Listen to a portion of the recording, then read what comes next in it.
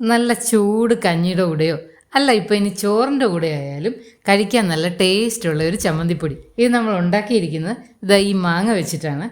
ആദ്യം നമുക്ക് ഇതിൻ്റെ തൊലിയൊക്കെ ഒന്ന് കളഞ്ഞെടുക്കാം. കട്ടി കുറഞ്ഞ തൊലിയുള്ള മാങ്ങയാണെങ്കിൽ തൊലി കളഞ്ഞില്ലെങ്കിലും കുഴപ്പമില്ല. മാങ്ങയുടെ പുളിക്കനുസരിച്ച് വേണം അത് എത്ര വേണമെന്നുള്ളത് നമ്മൾ കണക്കാക്കാൻ. ഇത് ഇത്തിരി പുളി കുറവുള്ള മാങ്ങ ആയതുകൊണ്ടാണ് ഞാൻ ഒരെണ്ണം എടുത്തിരിക്കുന്നത്. അത് ഇതുപോലെ ചെറിയ കഷ്ണങ്ങളാക്കി എടുക്കാം. ഒരു മുറി തേങ്ങ ചിരകി എടുത്ത് വെച്ചിരിക്കുന്നതാണിത്. ഇത് രണ്ടും കൂടെ നമുക്ക് മിക്സിയിലിട്ട് ഒരു ചെറിയ കഷ്ണം ഇഞ്ചി കൂടി ചേർത്ത് ഒന്ന് നന്നായിട്ട് ചതച്ചെടുക്കാം. ഇതിങ്ങനെ ചതച്ചെടുക്കുമ്പോൾ മാങ്ങയുടെ വെള്ളമൊക്കെ ഈ തേങ്ങയിലേക്ക് പിടിക്കുകയും ചെയ്യും. പിന്നെ നമ്മൾ വറക്കുമ്പോൾ അധികം സമയം എടുക്കാതെ അതിൻ്റെ വെള്ളമൊക്കെ ഒന്ന് വറ്റി പെട്ടെന്ന് ഡ്രൈ ആയി കിട്ടുകയും ചെയ്യും.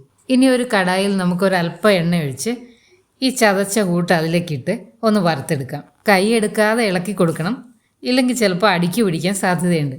കുറച്ച് സമയം എടുക്കും ഇതൊന്ന് ഡ്രൈ ആയി കിട്ടാനായിട്ട്. ഇഷ്ടം പോലെ മാങ്ങയുള്ള ഈ സമയത്ത് ഇങ്ങനൊരു ചമ്മന്തിപ്പൊടി ഉണ്ടാക്കി വെച്ചാൽ കുറേ നാൾ കേടുകൂടാതിരിക്കുകയും ചെയ്യും.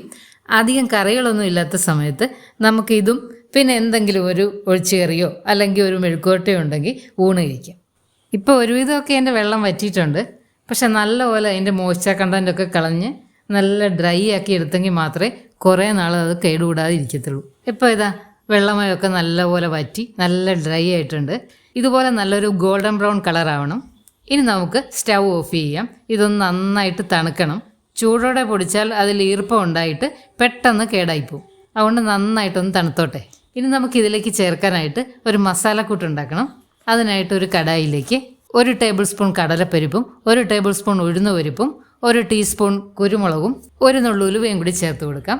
പിന്നെ നിങ്ങൾ കട്ടക്കായമാണ് ചേർക്കുന്നതെങ്കിൽ ഈ സമയത്ത് കായവും കൂടി ചേർത്ത് കൊടുക്കണം. പിന്നെ മുളക് പൊടിക്ക് പകരം മുളകാണ് ചേർക്കുന്നതെങ്കിൽ അതും ഈ കൂട്ടത്തിലിട്ട് വറുത്തെടുക്കണം. അപ്പോൾ ഇതെല്ലാം കൂടെ നമുക്ക് സിമ്മിലിട്ട് ഒന്ന് നന്നായിട്ട് വറുത്തെടുക്കാം. ഉലുവ ചേർക്കുമ്പോൾ ഒരു നുള്ളേ ചേർക്കാവുള്ളൂ. അധികമായി പോയാൽ ചമ്മന്തിപ്പൊടിക്ക് കയ്പുണ്ടാവും.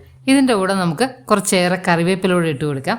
എല്ലാം കൂടി നന്നായിട്ടൊന്ന് ഫ്രൈ ചെയ്തെടുക്കാം. അപ്പോൾ ഇതൊക്കെ നന്നായിട്ട് മൂത്ത് വന്നിട്ടുണ്ട്. സ്റ്റൗ ഓഫ് ചെയ്ത ശേഷം നമുക്കിതിലേക്ക് 2 ടീസ്പൂൺ മുളക് പൊടി കൂടി ചേർത്ത് കൊടുക്കാം. ഞാൻ കാശ്മീരി മുളക് പൊടിയാണ് ചേർത്തിരിക്കുന്നത്. പിന്നെ ഒരു 1/4 ടീസ്പൂൺ കായപ്പൊടി കൂടി ചേർത്ത് കൊടുക്കാം. ചൂടാറും മുമ്പ് ഇത് നന്നായിട്ടൊന്ന് മിക്സ് ചെയ്ത് ആ ചൂടിൽ കിടന്ന് ഇതിൻ്റെ പച്ചച്ചുവയൊക്കെ ഒന്ന് മാറിക്കിട്ടും. ഇത് തണുത്ത ശേഷം നമുക്കൊരു മിക്സിയുടെ ജാറിലിട്ട് നല്ല ഫൈൻ പൗഡറാക്കി പൊടിച്ചെടുക്കാം. ഇത് പൊടിക്കുന്ന കൂടെ നമുക്ക് ആവശ്യത്തിന് ഉപ്പും കൂടി ചേർത്ത് പൊടിക്കാം. മസാല ഇതുപോലെ നന്നായിട്ട് പൊടിച്ചെടുക്കണം. ഇനി ഇതിലേക്ക് നമ്മൾ വറുത്ത് വെച്ചിരിക്കുന്ന തേങ്ങയും മാങ്ങയും കൂടെയുള്ള കൂട്ടും കൂടി ചേർത്ത് കൊടുക്കാം. അത് ജസ്റ്റ് ഒന്ന് നന്നായിട്ട് കറക്കിയെടുത്താൽ മതി.